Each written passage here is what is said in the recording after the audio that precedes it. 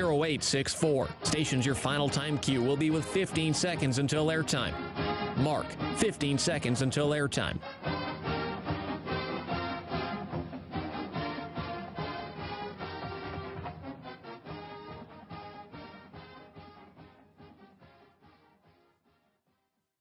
Oregon is going to the Final Four. The following is a Learfield presentation of the Oregon Sports Network. And Oregon is going to play in the national championship game. Welcome to Duck Insider. Man, it feels great to be a Duck. Give it to me, baby. My house. I'm taking it there. Their competitors, they'll want to put the O on. Three, got it! We're going to compete to a standard every day. The Oregon standard. Rebound, up and in! 1 point more to go! The opportunity to play, put Oregon on your chest, should mean a great deal to you. Unloads on one into left field, back toward the wall, gone! This program is staged to compete and to win championships. Oregon wins!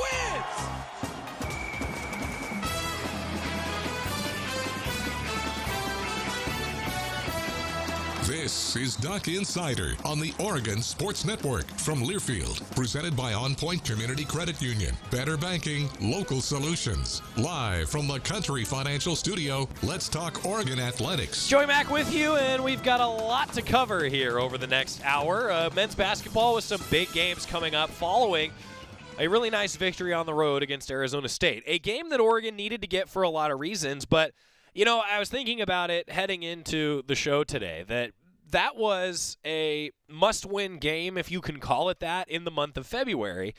Not just because of the postseason resume and what it could mean for Oregon moving forward, but truthfully, it was a must-win game just for the morale of the team following a bad loss to Arizona. They got drubbed a little bit on Thursday, and then they had lost to that same Arizona State team just a few weeks ago at Matthew Knight Arena in a game that Oregon certainly would like back. They had no defensive deflections in the first half of that loss to Arizona State last time these two teams played. Much different ball game in Tempe. And it's been a tough place for Oregon to play over the last few seasons, Tempe has. So we'll talk about that, what it means for the Ducks following a nice win, because it's a big one. It does change the postseason resume for sure. Also today, I am so excited to have the Director of Women in Flight, Alexis Cross, here in the Country Financial Studio. Last week, it was a lot about football signing day, but it was also National Girls and Women in Sports Day.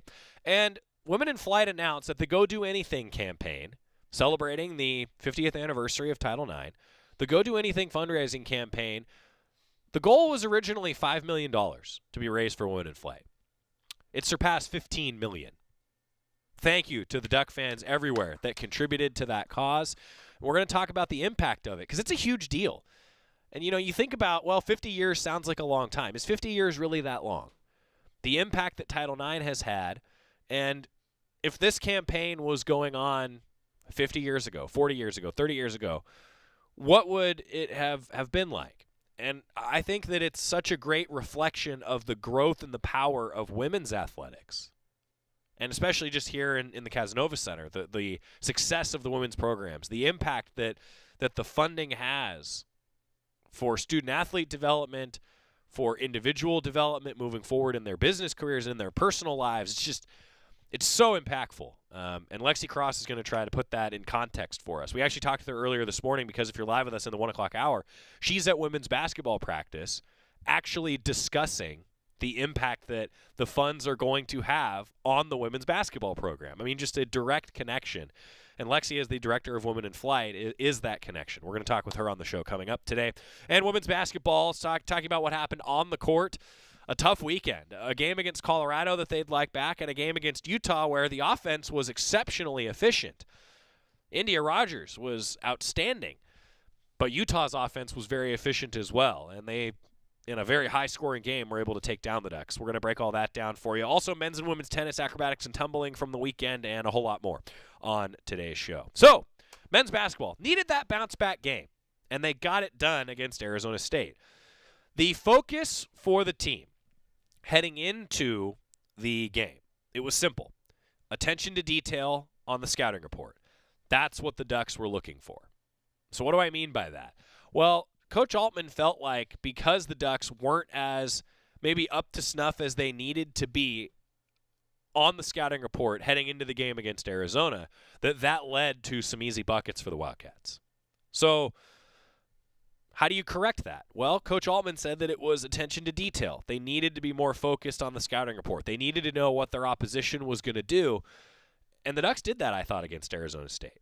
The other key is Coach Altman wanted to see the Ducks finish plays. So I kind of asked him on our pregame conversation, what do you mean by that, Coach? You know, what do you want to see? Because, you know, if Oregon's getting an offensive rebound, you think, well, that's usually a good sign. But Coach Altman's point was it's not just about getting the rebound. It's not just about getting the deflection on defense. It's about finishing the play and getting points out of it. And he felt like the Ducks didn't do that against Arizona, that they would get a deflection and then they wouldn't score, for example. Well, in this ASU game, the Ducks, I thought, really flipped that script. I thought they really did a nice job finishing plays. And honestly, the end of the first half may have been the play of the game. So if you don't remember how big this was, the Ducks are down 6, okay? And Arizona State, I think Bobby Hurley would probably tell you, should have gotten a layup on this play. Well, instead, Rivaldo Soares makes a great diving effort for the ball, and it ends up after one of many sort of helter-skelter ping-ponging plays in the game. The ball ends up with Keyshawn Barthelemy, and Keyshawn Barthelemy hits a 3 at the other end for the Ducks in the final seconds of the first half. They finished that play. You know, they found themselves in a beneficial position, and they took advantage of that beneficial position. So instead of being down 8 at halftime, Oregon was actually down 3 at halftime. It felt like a 5-point swing. It really did. And as a result of that, the Ducks go into the locker room, maybe a little bit of momentum, down by 3. But, you know, Oregon had not won a game this year when they were down at halftime. The Ducks were 0-9 in games this year when they were down at half. So it's usually a pretty good indication of if Oregon's going to win or not, if they're up or down at halftime. Well, they bucked that trend, didn't they? And I felt like because Oregon came out of the locker room with some momentum, they jumped Arizona State, maintained the lead the rest of the way. Led to an early timeout for ASU, and the Ducks were in business. And they maintained the lead throughout the rest of the game. Sun Devils got within 1 a few times. And I'll be honest, the Ducks have not played a lot of close games. In fact, they've barely played any one-possession games this year. They've played a handful of 2-possession games. A couple of them haven't gone their way. I think about the Michigan State game a lot. Game where Oregon maybe could have won in Portland on the Friday after Thanksgiving. Well, Oregon, even when maybe they got a little tight, even when the Ducks got a little tense down the stretch, they held the lead. And how many times have we seen a team give up the lead and then end up, in the final minutes of a game, end up losing by a couple possessions, right? They end up losing by like 6-8 points because they lost the momentum. They lost the lead. The Ducks never did that. I think that that's a huge deal for this team moving forward because it had sort of become a little bit of a habit that Oregon was either winning convincingly or losing convincingly, particularly as the majority of their weekends, they've gone 1-1 this year. It's kind of been that teeter-totter back and forth. Now, Oregon won a close game here on the road against Arizona State. And you talk about the tightening, you know, and how that can really impact you down the stretch. I think the experience of winning that game and frankly, not handling a press well again, the Ducks still found a way to win. I think that's a big deal. The press, though, did give Oregon trouble. Just too many turnovers in the game. Oregon turned it over 17 times, but oddly enough, they won the points off turnover battle. The Ducks actually were +1 in points off turnovers to an Arizona State team that has a much better turnover margin than the Ducks do. They're a squad that gets after you, forces some steals. The Ducks turn them over more often than certainly the Sun Devils would have liked. Okay. Something to get better at. There's still some potential here for the Ducks. So something to work on, though. Handling the press, I think. Again, though, weathered the storm.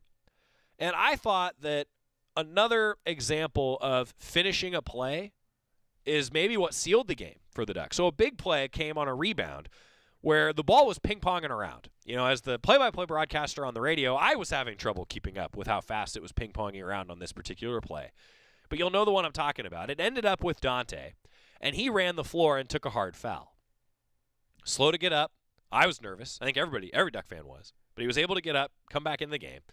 But it gave Oregon the separation in a very tight game down the stretch that the Ducks needed.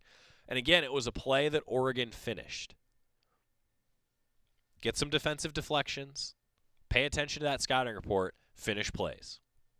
Ducks did that. And they ended up winning what will be considered a quad 1 win on the road.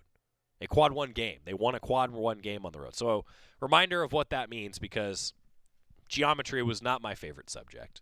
Quadrants and all these things. The Ducks winning that game gives them a resume boost, because a top 75 team in the net, if you beat them on the road, it's a quad 1 win. To get a quad 1 win at home, it's got to be a top 25 team in the net. Now, Oregon's got a couple more shots at that coming up down the stretch. One of them's this weekend against UCLA. So how big is this victory?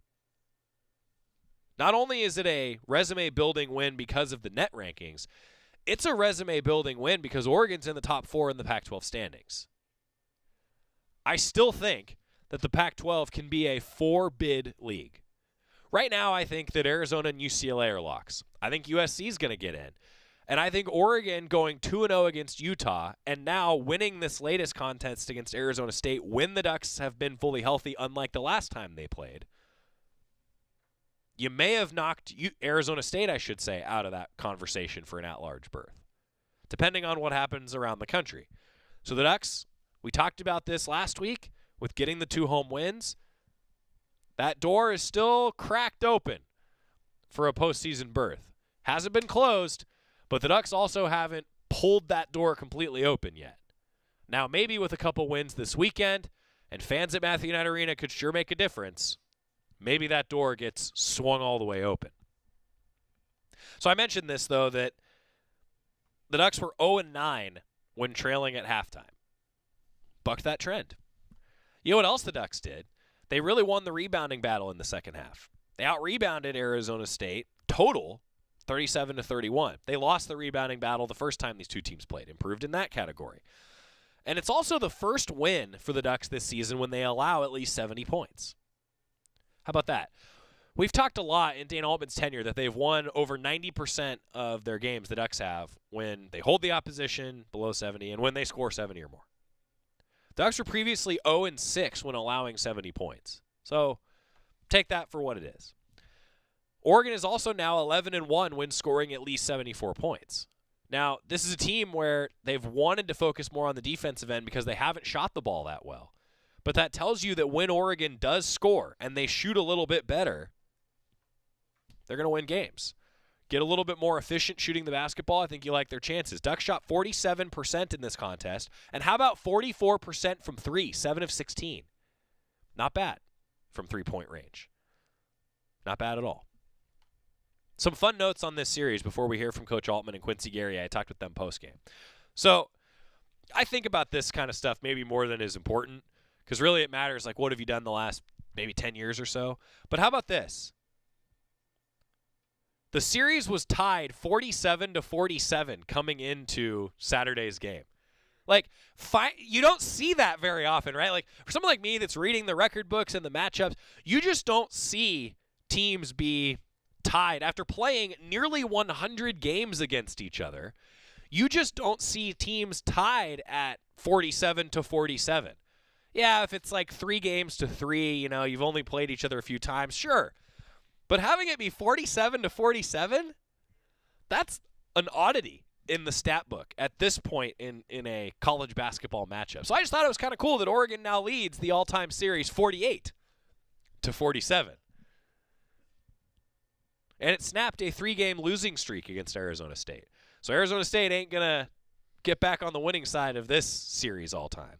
Coach Altman is now 17-8 against ASU. And Tempe had been a really tough place to play for the Ducks. ASU had won 3 of the last 4. Feels good to get that win, doesn't it? We're going to hear from Coach Altman, going to hear from Quincy Guerrier, going to talk about what the win means with some rankings and context for the week ahead next. This is Duck Insider on the Oregon Sports Network from Learfield. Dear winter, Toyota's got 20 vehicles with available all-wheel drive and four-wheel drive, and that's more than any other auto brand. So you bring the action, and we'll bring the traction.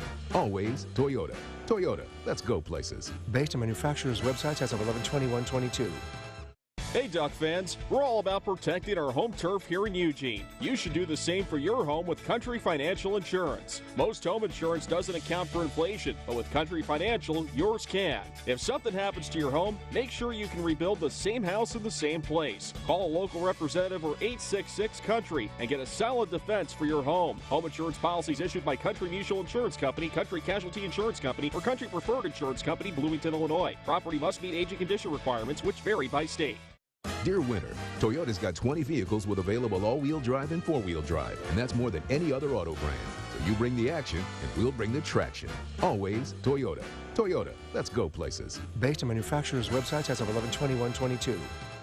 Don't go anywhere. Duck Insider continues after these messages on the Oregon Sports Network from Learfield. To protect his home and family from disaster, Steve used courage, wisdom, and his camera phone. That should do it. Way to go, Steve! By simply taking digital pictures of his family's important documents, Steve can always have them stored safely online, no matter when disaster strikes. Learn other simple ways to protect your home and family before a natural disaster at ready.gov. That's ready.gov. A message from FEMA and the Ad Council. Chris Jakimick, I served in the United States Air Force and I deployed 3 times. Being a veteran, it's interwoven into your DNA. It is really the absence of the connection and the purpose that can really drive a lot of veterans to some negative thoughts. For those who are in a suicidal crisis, the window of time to save somebody's life is very short. Our duty is to protect ourselves and protect our families. And one way you can do that is store your weapons safely. Store all your guns securely. Help stop suicide. Brought to you by End Family Fire and the Ad Council.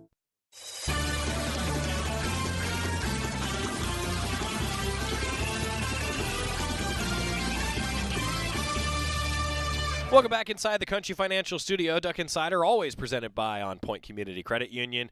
This is a big week for Oregon men's basketball, and believe me, fans, I know, 8 o'clock on Thursday, it's a bit of a later tip time against USC, but televised on ESPN2, and then UCLA Saturday, it's a 7 o'clock tip on ESPN. So 2 games on the ESPN family of networks. These are opportunity games because more eyeballs are going to be on them.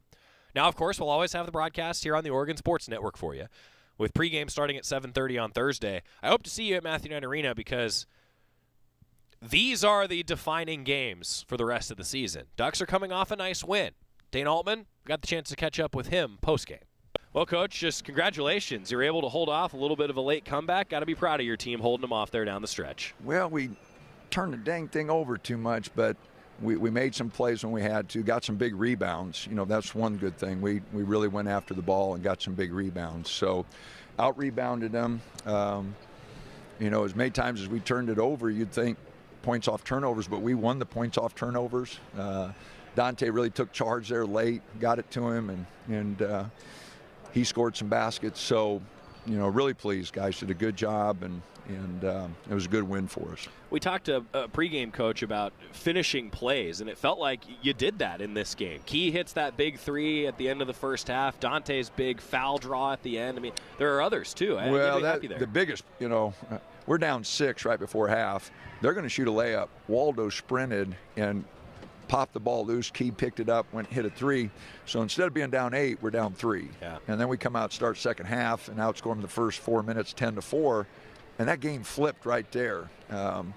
So big play by Waldo to end the half, and then a couple big shots by Key, you know, to get us going that second half. How big was Key in this game? He really hit some big ones. Oh, I thought he hit some big shots, and I thought defensively the second half he played a lot better. First half I didn't think he got after it very good, but second half I thought he did a really good job of getting after it. What about Dante, Coach? You mentioned feeding him down the stretch. He took that hard shot, but played really well for you, I felt. Oh, he did a great job. No, Dante played well, and he hit 4 free throws, rebounded the ball.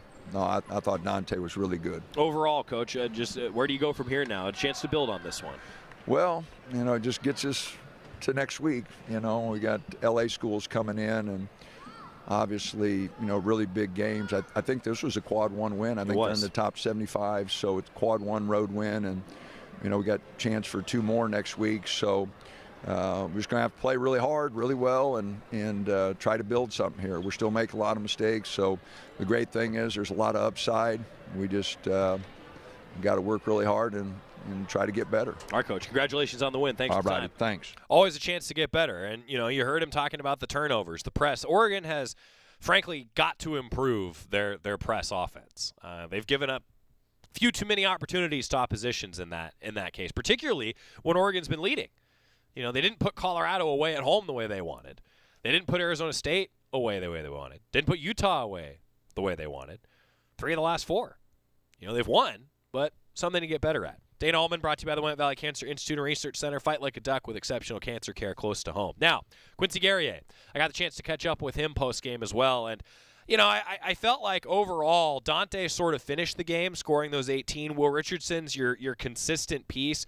But Quincy Guerrier scoring 5 points, he actually had the best plus-minus on the team. Now, I know Coach Altman would want me to say this, that the plus-minus isn't always a perfect indication, right? It depends on the sets you're in, and some weird stuff can happen.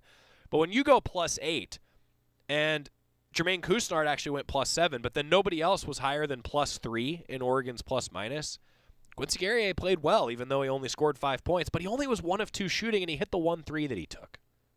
I thought he was really efficient, and I thought he made some big plays for the Ducks. Talking with Quincy Guerrier after the win at ASU. You know, I always joke with you guys, like, if you play well, you're stuck with me. Yeah. You guys played pretty well tonight, it felt like, didn't you? Yeah, for sure. It was a big win. When did you know that this one was flipping in your guys' direction? Was it when Key hit that shot at the end of the first half? Yeah, I mean, that was a good sign, but I think the way we started the second half, when I think they scored 4 points in the first 4 minutes. That's right. I think we were in a pretty good shape, and you know, we realized that we got to keep guarding and play defense and communicate, and we would have win the game. And obviously, the ending was a little bit, you know, the press and all that. We have to be better, and we're acting like we never seen the press, but you know, we work on that in practice, so we got to be better with that. But overall, I think it was a really good win for us. You know, I was talking with Coach Altman, and he said that still making some mistakes, but progress, and I guess as a player, like, that's got to feel good too. Like, you recognize a couple things with the press that you guys can improve on, and might make your lives a little easier down the stretch. No, for sure.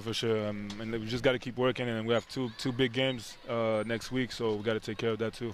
I was talking to Coach too, Quincy, about some of like the hustle plays that you guys ended up finishing and scoring buckets on. Yeah. You feel like that was a difference here tonight? Oh, for sure. But like I said, I think we did a pretty good job on scouting report. They make tough shots. You know, their guards are pretty good. They're going to make tough shots, but we can't just be discouraged and stop playing defense. We got to keep fighting, and we will be fine. How about that scouting report, Quincy? I mean, tell fans about that. Just how much time you guys are putting into that, and how much of a big key it can be in a game. I mean, we're watching film like 2 or 3 times before the game. I mean, like example, we play on Thursday. We're going to watch it on Tuesday and then Wednesday, especially, and on game day too. But you know, we got to read the scouting report, and everyone has to know who can shoot, who cannot shoot, and that's the biggest key for us to you know their personal. So we just got to keep doing a good job, and you know, every game matters now, and you know, we're in February and we want to be in a tournament, so we know how important that scouting report is. Do you guys really feel that? You know, like you try to take it game to game, right? You kind of have to. I understand, because otherwise it's overwhelming. But you guys feel the pressure. It feels like the playoffs a little bit, doesn't it? For sure, but you know, that's why we play Division I and we play high major. So every game matters, and you know, we had too many mistakes this year, too many games that we were supposed to win, that we felt like we were supposed to win, and we lost them. So we got to get that back by winning games, especially towards the end of the year. How much of a experience boost is it for you guys to win a close game like this? You guys really haven't had that many of these over the course of the year. it's especially on the road. Yeah. When you win on the road, it's always a good thing for us. I think we're only the 4th team that beat Arizona State this year. Here it was Arizona and the 2 LA teams, but you know, we're happy about it, and now we have to refocus for next week. All right, Quincy, let's fly home. Thanks, buddy. Appreciate the time.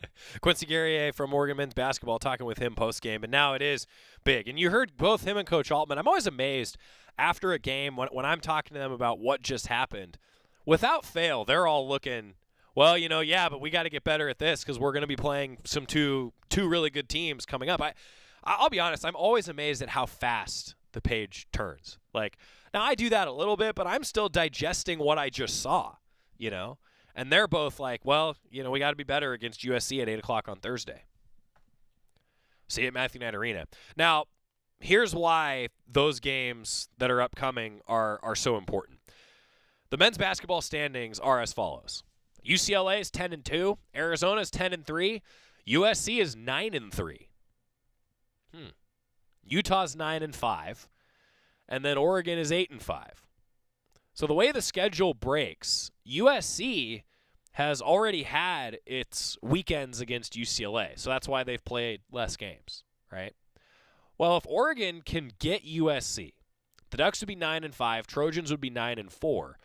And Oregon, depending on what happens in the one game that Utah has this weekend against Colorado, the Ducks are going to be in a good position. Now, I know Utah at 9-5, Oregon at 8-5. I said they're in the top 4. Well, to me, they are, even though Utah's got a half-game lead on them because the Ducks have the tiebreaker with Utah. Now, the Ducks need to take care of business, and they've got Arizona State now behind them at 7-6. But if Oregon gets USC, 9-4 USC, 9-5 Oregon, and then who knows what happens against UCLA. If you can get UCLA at home, big deal. But that's why these games are so important, because the standings are as such in the one game that the Ducks will play against UCLA. Remember, this is the one shot that Oregon gets at them, because Oregon played the one-off at UCLA in December. The Ducks do not make a weekend trip to the LA schools this year. That's the way the schedule worked out. So with that in mind, you got to get the one opportunity that you have against them, right? You got to get the one opportunity against USC. If you do, I think I like Oregon's chances to be in the top 4 if they take care of business. These games are huge. Huge. And then in the net rankings. So think about this, for example. UCLA is number 5 in the net rankings. Oregon went 1-1 against Arizona, number 9 in the net rankings. But continuing in very Pac-12 fashion, a bunch of teams are right in the middle of these net rankings, and they're all kind of beating each other up. USC is number 51 in the net. Oregon is number 54. These are big games. Feels like playoff basketball here down the stretch. That's what's on the line for men's basketball. We'll see you at Matthew Knight Arena at 8 o'clock on Thursday. When we come back, switching gears a bit, going to talk a little women's basketball and also the tremendous Go Do Anything campaign. Alexis Cross is here, Director of Women in Flight, when we come back on the Oregon Sports Network from Learfield. At Shadow Hills Country Club, our all-inclusive event pricing allows us to take care of all of the details while you enjoy your event. Our wedding garden, expansive grounds, ballroom, and meeting rooms can accommodate any size event and come complete with full catering and service staff. From weddings to business and social events, Shadow Hills offers the benefits of a resort atmosphere and the peace of a country setting just minutes from downtown Eugene. For more details, call us today or go to shadowhillsevents.com.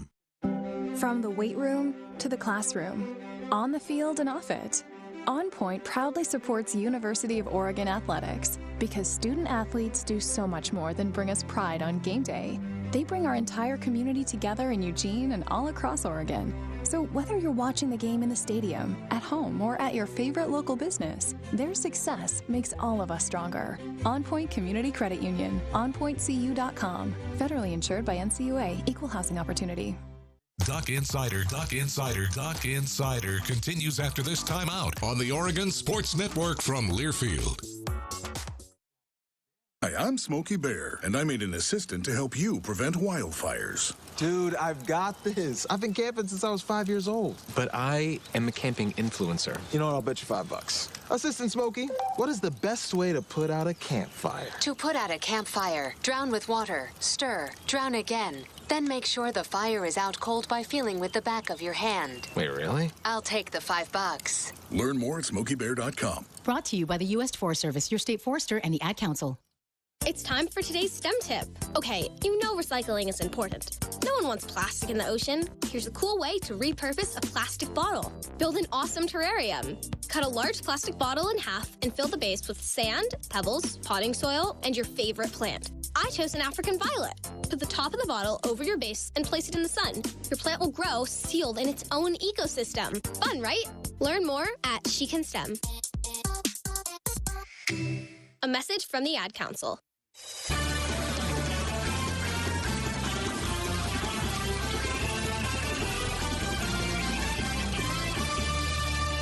We're back inside the Country Financial Studio. It's Duck Insider, presented by On Point Community Credit Union. Earlier today, caught up with Women in Flight Director Alexis Cross. Lexi is a tremendous individual, and we covered a lot of ground on a pretty groundbreaking subject with Alexis Cross. Anytime we get the opportunity to talk women in flight, it's a good day, and we have an excuse to do that following National Girls and Women in Sports Day. Lexi Cross is here. What's up? Hey, Joey. How are things? Things are going. A lot of changes in the life and the world of women's athletics, but in a great way. Okay, so it's been a little while since you've actually been physically in the studio. Yes, it has. I think you got to tell people why. I mean, it's not because I didn't ask. Well, that was part of it. You've been around, though, and some things have changed for you. Tell fans about that. Yes, I got married in July. Congratulations. Which was super fun. Thanks, thanks, everybody. Yeah. And we moved to Montana. Which was not ever on the radar, but my husband's job took us there, and so we moved in September, and since then have been settling into that. Yeah. It's like the royal that. No, we've really enjoyed it. We lived in separate states, so for us to live in the same state has been a huge blessing, and continued working remotely for Women in Flight. Kudos to our leadership. They're really committed to finding the right person, and we all care about this program and want the next person that fills these shoes to be the right person. So we haven't found that yet, and at some point we will, but we're in no rush because I'm able to keep things moving from there and be here on occasion as well. Well, I'm going to speak personally for a second and echo some of those sentiments, but also the right person is the person who's sitting in this chair right now. And I want to say thanks to you for continuing to stay in the role, because not everybody would have done that. I mean, truthfully, like, how many people can honestly raise their hand and say that they would have figured out a way to work remotely from states away because they cared so much about the position that they're in? That's what Alexis Cross did. And is doing. Program. But you're a special person. Oh, thanks, John. So thanks for doing what you've done. Now, Women in Flight, we have a lot of updates to discuss. The Go Do Anything campaign has been going on a while, and a really, really cool announcement last week. Tell us about it. Really cool announcement. We announced the campaign total for the Go Do Anything campaign and came in at just over $15 million. Woo! Woo! Huge round of applause for our entire staff, for the community around women's athletics here in Oregon and really across the country. Amazing. Just background, we started with a goal of $5 million, and we came out hot and ended up bumping that to $9 million, but never in a million years, to be so honest, and I believe in this program more than anything, I didn't think we were getting to 9. No way. So to come in at just over 15 is mind-boggling. I remember when we were talking about the launch of the campaign, you had called it a lofty goal when you were sitting here in the studio talking about it, and I'm glad to say that you were wrong. I was so wrong. That's great. That's it's a good so thing. Good. It's so great. Isn't it nice to be wrong in that setting? It is probably the best way to be wrong. Yeah. I couldn't think of. I don't love being wrong, but in this moment, I do. Agreed. I love it though, and I think it speaks to so many different things that I wanted to talk with you about. So tell us, if you could remind fans, the origin of the Go Do Anything campaign, what it stood for, and the reason I ask you to say this is I think that it says a lot about why the campaign has been so successful. Remind us of what it was all about in the beginning. We launched the campaign with wanting to build a milestone that recognized the 50th anniversary of Title IX. And that was something that the University of Oregon has done a great job of recognizing both shortcomings and triumphs over the past 50 years. And so that was the initial motivation for the campaign. And we wanted it to be a celebration of the past, present, and future of women's athletics. And we also wanted it to be an opportunity for people and communities and businesses and individuals to kind of raise their hand and say, no, it's time for me to take a big step, maybe one that I'm not comfortable with, maybe one that I haven't done before, whether that's monetarily or not, to go to the next level in their support of women's athletics, but also the women in their lives. Love it. Now, you talk about the 50th anniversary of Title IX. Think about in 50 years, and this is why I bring this up, that there's so much impact that's been made because of Title IX, and I feel like the fact that the goal got blown out of the water, that speaks to how much passion, I guess, there is for this. That's at least how I felt seeing the numbers. Is that how you felt it during the process? It really was. And people that surprised us, and we had ongoing conversations about their investment in women's athletics and what excited them, and people came to their own conclusion and saying, no, I want to do this because it means something to me. And gosh, talk about something that's encouraging in your line of work. Like, wow, this is so cool. But I have to tell you, this week I have been going to every women's sporting practice and an opportunity to see those young women and to share this with them. And I mentioned the dollar value, but then I say also, put that aside for a second. Think about the fact that there are people out there that did this because they believe what you're doing is so valuable to you as an individual, to our institution, to our community, to the young women everywhere. And they all, to see their reaction to a statement like that and a number that big is really moving. Numbers are moving because it contextualizes things, and we could talk about the monetary value, but what about just the sheer number of people that got behind the campaign and have gotten involved with Women in Flight since its beginning? I mean, that's a cool number, isn't it? It continues to grow. It does. We crossed 2,000 this year as far as all-time donors, so anyone who's given to the campaign at any point in time, and that was a big milestone for us to hit, that we hadn't really set our sights on that as much and did focus on it more this year. The Day of Giving across athletics wide was all focused on this campaign. So we saw a lot of new faces and new names and new donors that had not typically given to this program but did in this year. That's really cool to hear, because it's funny that you say that, because I'm guilty of this, right? Like, I get so lost in the day-to-day doing this show of what's happening, and then someone like you is thinking so much bigger picture. Can you put into words like what the entire Day of Giving fundraising day, like that's a huge day in your line of work. Having that be completely about go do anything. I mean, 30 years ago, 20 years ago. Right.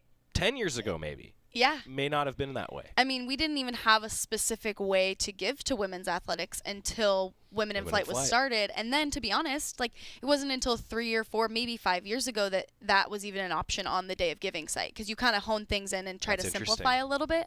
So for it to go from not even being included to being an option but not really prominent to then being the only thing because of the priorities of the department this year was really something that I've seen transform in my time here. Boy, that's powerful. Putting that in context, I think, man, that's amazing. Alexis Cross joining us, the director of Women in Flight. So talking about things that I think are good touch points on these things. National Girls and Women in Sports Day is certainly one of them. Now, I said this last week, Lexi, that National Girls and Women in Sports Day, it fell right around football signing day. And that's part of why I wanted to have you on this week, actually, because that was like two great things worth celebrating. And I thought that it was cool to see the amount of people that are celebrating National Girls and Women in Sports Day and recognizing what that means. And then right next to it is football signing day. And you got to kind of have those things come together a little bit last week. Yeah, you did. My favorite thing with National Girls and Women in Sports Day personally is scrolling through my social media feed and seeing friends and colleagues and so many people across different corners of my life post in recognition of their experience or someone they know and what sports has given them. So kind of a renewing of purpose in my line of work on that day. But then we actually hosted an event at a women's basketball game a couple days before National Girls and Women in Sports Day and saw a huge turnout. And kudos to Mackenzie Fancher, who is our Warsaw intern. Her internship is actually funded by Dave and Nancy Petrone. That's awesome. Was initiated by them, and now Warsaw supports that experience for her. Great. So she ran with that event, and it was phenomenal, and we had great feedback. Our student athletes are amazing and always show up to interact with the community. The line was around the corner if you didn't see it. I mean, that's how impactful it was. But see, you got a smile on your face. Like, how cool is that to see that? It's so cool. Yeah. It is so cool, especially when I started almost 5 years ago. We were kind of pulling to get people to attend something like that. And really the kudos there goes to our student athletes, because they have created a really special experience for community members and kids of all ages, boys and girls, to experience and try so many different sports. I think you have a unique perspective on this as a former student athlete yourself. how cool were events like that for you to take part in when you were in school? And maybe have you seen that sort of grow around events like this because student athletes are getting more and more involved? Definitely. And to be honest, when you're in that grind, it's not something you're ever like, oh, I'm super excited to go to this. Sure. But the second you're there, it becomes such a fulfilling piece of your experience at the University of Oregon that once you do it, it becomes that much easier to build it into your schedule, because I think we have a really great group of student athletes and a culture here at the University of Oregon that just builds that appreciation for the people who come after you and the ones who came before you to make it. Pretty cool stuff from Alexis Cross. More coming up with the director of Women in Flight. Big subject. Got to get a timeout to catch our breath and come back with more on the Oregon Sports Network from Learfield. Dear winter, Toyota's got 20 vehicles with available all-wheel drive and four-wheel drive, and that's more than any other auto brand. So you bring the action, and we'll bring the traction. Always Toyota. Toyota, let's go places. Based on manufacturer's websites as of 11/21/22. From the weight room to the classroom, on the field and off it, On Point proudly supports University of Oregon athletics because student athletes do so much more than bring us pride on game day. They bring our entire community together in Eugene and all across Oregon. So whether you're watching the game in the stadium, at home, or at your favorite local business, their success makes all of us stronger. On Point Community Credit Union, onpointcu.com. Federally insured by NCUA, Equal Housing Opportunity. Dear winter, Toyota's got 20 vehicles with available all-wheel drive and four-wheel drive, and that's more than any other auto brand. So you bring the action, and we'll bring the traction. Always Toyota. Toyota, let's go places. Based on manufacturer's websites as of 11/21/22. Duck Insider, your home for the latest news on Oregon athletics on the Oregon Sports Network from Learfield.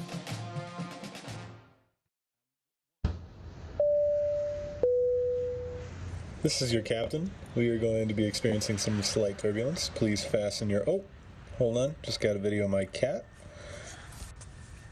Imagine the pilot of an airplane was as confident as you are texting and driving. Seems kind of crazy when you put it like that. Visit StopTextStopWrecks.org. A message brought to you by the National Highway Traffic Safety Administration, Project Yellow Light, and the Ad Council. Here's a fun fact for you. The average chameleon can point their eyes in 2 different directions. On the other hand, the average human can't. So unless you're a chameleon, there's absolutely no way you can focus on texting and driving at the same time. So don't do it, unless you're a chameleon. Visit StopTextsStopWrecks.org. A message brought to you by the National Highway Traffic Safety Administration, Project Yellow Light, and the Ad Council.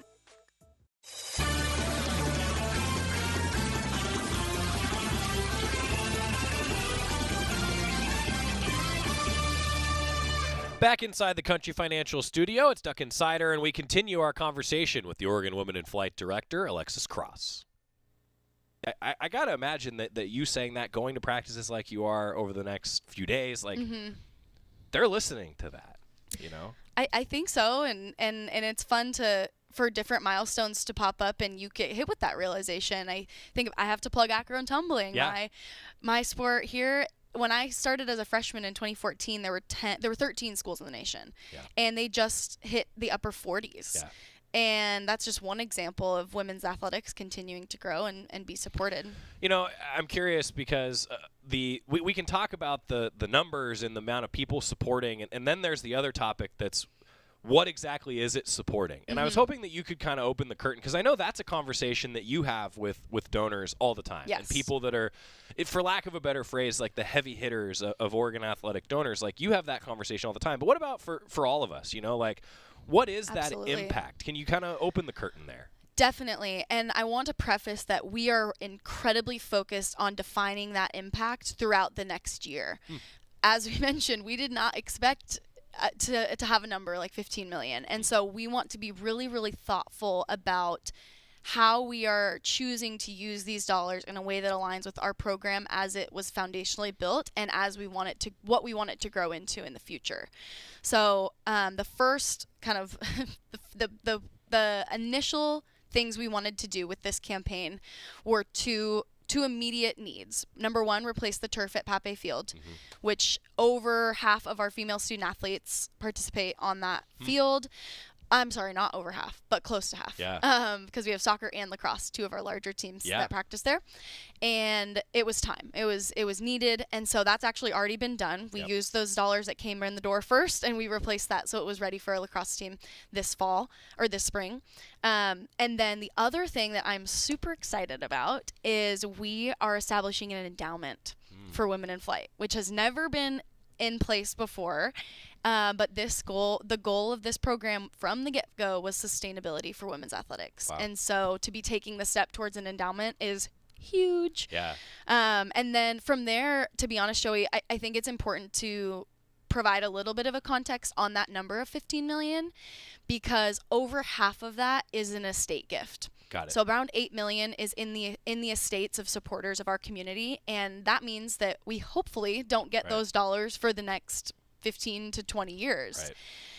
Out of the remaining funds, that we did count half of the golf project, the Jake facility, because that's impacting our female student athletes, and many gave to that project to have it featured as a part of this campaign. Just broke ground. Yeah. Last week. Shovels in. Yep. Shovels are in the ground. There we Love go. to see that. So that's a piece of it, and then the endowment certainly is a big chunk that will be. That's so amazing, because the endowment, you talk about sustainability, right? I mean, that's how all of these things get done. So I'm kind of curious, Alexis Cross, Director of Women in Flight, joining us. You were a student athlete, as we discussed. When you were a student athlete, and I'd imagine that you were one that did think about this, since you're now doing what you're doing. Did you have thoughts about what the impact meant at the time? When you were 18, 19, 20, 21 years old, was that something that you were thinking about as a student athlete? I would love to say I had the forethought and was really appreciative and thinking about that. Yeah.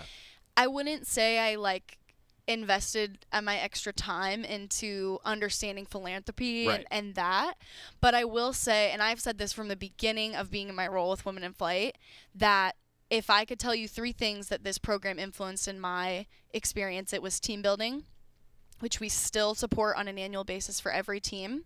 It was career development, which is part our shop and part Katie Harbor and the student athlete development team. And thirdly, it was nothing tangible, but it was sheerly the fact that I didn't know how many dollars, I didn't know to what extent, but I knew because of Women in Flight that there was a group of people out there that were dedicated to, in some way, to supporting my experience. And that, as a female student athlete, as an acrobatics and tumbling student athlete, that meant a lot more than I think I even realized then. Do you try, with all that in mind, to convey that to student athletes now? Maybe more so than you did, I don't know, when you first started 5 years ago? We try to be really aware of what student athletes need and what our program is doing to address those needs. Part of that is in reaction to this campaign and having forethought for budgeted dollars over the next first 5 to 10 years, but then beyond. We are putting out a survey to all current female student athletes and encouraging their participation to really speak to that experience, asking some tougher questions, asking some really straightforward questions of where are you seeing a gap? Where are you seeing things that we're doing really well? What can we improve on? And that's twofold. That's part to address that going forward with the funding that we do have coming in, but it's also to educate where maybe we've dropped the ball on sharing those facts that we just chatted about. Boy, that's interesting. I mean, can you speak to that? Because I think maybe that's something that I don't talk about enough on the show is how the student athlete really impacts and shapes what all of us are doing in our various roles. Can you speak to that? For Women in Flight, certainly. We have two student athletes who are the co-chairs of the Women of Oregon Committee in our SAC group, and they are a direct liaison to myself and to Mackenzie, our intern. We work with them weekly, definitely monthly, on certain projects that either they need, things that we're helping support, and or just getting in touch with them. We have a photo shoot opportunity this week where Women in Flight wants to be a platform, and so we're providing that opportunity. No, not mandatory in no way, shape, or form, but it is a place where if someone wants to tell their story, if they want to come get some cool pics, if they want to make sure that they are seeing themselves on our social media channels, then they have the opportunity to do that. That's awesome. That's awesome. So to sort of bring full circle, I mean, this is Oregon. Right, like everything's usually on the cutting edge. Well done, well done. Was that just habit? Did you just do that out of? That was great. Just for the radio audience, just throwing the O, just casually here in the studio. It's Oregon though, and there's always various ways to, for lack of a better phrase, hook people. Well, what better way than shoes? Yeah. Right. Yep. So I know you have an update on that. We do have an update. So part of the campaign, and we'll touch more on this at the end of the month, but we did a custom shoe with Jordan, and our friends over there, Tinker Hatfield, actually empowered 2 of his female designers to help him design this shoe. So cool, the story. The first pair went via auction. There was 2 goals, revenue generation and awareness. So revenue generation and auction. Ellen Schmidt-Devlin, who would be a great candidate for the show at some point. Always welcome. Love her. Always welcome. Phenomenal. She is the director of sport product management up in Portland and is a former track and field student athlete. Amazing. She ended up winning those shoes, which was just the coolest story. I would love to have Kenzie actually come tell that story because she was really influential in that. And then second pair, awareness. So anybody who is a part of the Women in Flight community has been entered into the drawing. That's social media, that's event attendees, that's donors of any size for the next pair. So we're drawing that winner this week. This week? Yes. And announced at the end of the month. Okay. Now end of the month is big for Women in Flight. Okay, so you've mentioned that a couple times. I did want to ask you what's next. What's coming at the end of the month? We are releasing an impact report that will feature some of the details that I mentioned and many, many more about what we were able to do throughout this campaign, partnership, stories, impact, where we're going, where we've been, etc. We are also announcing the winner of the shoes. That's great. That's great. Well, what else should fans know? I mean, I love having you on to do an update like this, and I want you to know that when I talked about, and this is a true story, because we can see when people, there's like these line graphs that tell us when people tune in for the show. Because, right, it's an hour long. We have a big on-demand audience usually. Well, when we showed pictures of the shoes, it spiked. Yes. I'm not kidding. Like, you could see a huge spike in that's where people were taking screenshots. That's where, doing those various things. And so, anyway, I just thought that was cool. And so over the course of the show and the day-to-day, it always seems to come up that something like this is a powerful hook for people. So I'm glad you could talk about that. But anyway, what's next? What else should fans know? I think definitely mark your calendars. If you're not on our Women in Flight email list, we have ways in which you can do that on our website to get that impact report. We're also going to be releasing it to everyone who's ever touched Oregon athletics. Love that. As a way for people to become familiar with the program, knowing that going forward we are going to continue to educate about Women in Flight, what Women in Flight does. We are making a really strong effort with our student population right now, actually, through a partnership with the journalism school. So hopefully we will have some students that get excited about Women in Flight, and then just continue to support the women in your lives. And the Go Do Anything slogan was actually by my mom. I think I told that story last time I was on here. And so just everyone can make an impact every day just by loving the people around them well. I still love that your mom is the one that was so influential in that. I mean, that's She's a cool just lady. so You should cool. have her on too. Anytime. I'm telling you. She'd be like, what? But what story would you want her to tell if she came on about you, and what story would you not want her to tell? About me? Yeah. That's a good question. Maybe we'll table that for next time. One time I stole a piece of cake and I lied about it when I was like 4 years old. So and you still remember that? I wouldn't love for her to tell that story, but it would be pretty fun. What kind of cake? Chocolate. Yeah. Yeah. I had it all over my face. And you still remembered that too. Did you eat cake? And I said no. They were like, well, your face would suggest otherwise. That went well for you. Yeah, that went well for 4-year-old Lexi. Alexis Cross joining us, Women in Flight Director. So, hey, thanks for the time. Thank you for having me. Thanks for being here. Whenever you're back in town, the chair is yours. And again, thank you for what you've done. Well, thank you. It's been impactful, and I hope you realize how impactful it's been. Team effort, always. And that's why she is so good at what she does. Lexi, thank you. Appreciate it. Great stuff with Lexi Cross, and a tremendous, tremendous accomplishment. Thanks to Duck fans everywhere for supporting the Go Do Anything campaign. It is really, really impactful. When we come back, talk a little bit about women's basketball. They've got another big week ahead. Keep it here on the Oregon Sports Network from Learfield. From the weight room to the classroom, on the field and off it, On Point proudly supports University of Oregon athletics because student athletes do so much more than bring us pride on game day. They bring our entire community together in Eugene and all across Oregon. So whether you're watching the game in the stadium, at home, or at your favorite local business, their success makes all of us stronger. On Point Community Credit Union, onpointcu.com. Federally insured by NCUA, Equal Housing Opportunity. At Shadow Hills Country Club, our all-inclusive event pricing allows us to take care of all of the details while you enjoy your event. Our wedding garden, expansive grounds, ballroom, and meeting rooms can accommodate any size event and come complete with full catering and service staff. From weddings to business and social events, Shadow Hills offers the benefits of a resort atmosphere and the peace of a country setting just minutes from downtown Eugene. For more details, call us today or go to shadowhillsevents.com. This is Duck Insider. Duck Insider on the Oregon Sports Network from Learfield.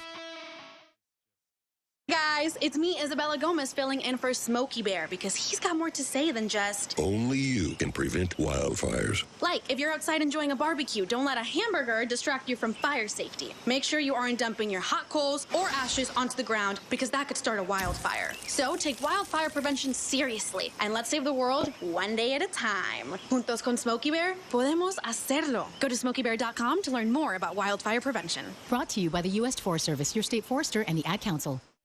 Adopt US Kids presents What to Expect When You're Expecting a Teenager. Learning the lingo. GOAT, G-O-A-T, acronym, stands for Greatest of All Time. As in, spaghetti sandwiches for dinner? They're my fave. Dad, you're the GOAT. You don't have to speak teen to be a perfect parent. Thousands of teens in foster care will love you just the same. Visit adoptuskids.org. Brought to you by the U.S. Department of Health and Human Services, Adopt U.S. Kids, and the Ad Council.